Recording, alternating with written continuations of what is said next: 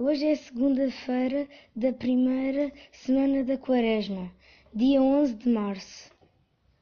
Em nome do Pai, e do Filho, e do Espírito Santo. Amém. Agora é o tempo favorável.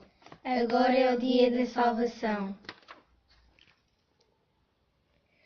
Diz o Evangelho de São Mateus: O rei dirá, então aos seus da direita: Vinde benditos de meu Pai, recebei em herança o reino que vos está preparado desde a criação do mundo.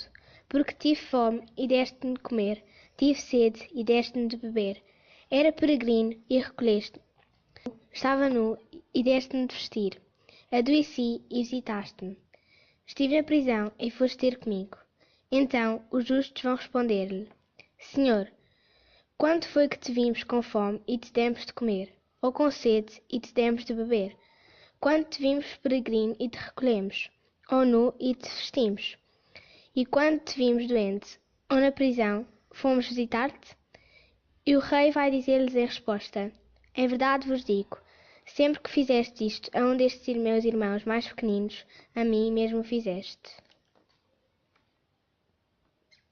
Esta leitura diz-me que Jesus faz pequenino para vir à nossa vida, que também durante a sua vida Jesus cuidou de acolher os mais pequeninos, os frágeis e os excluídos daquele tempo.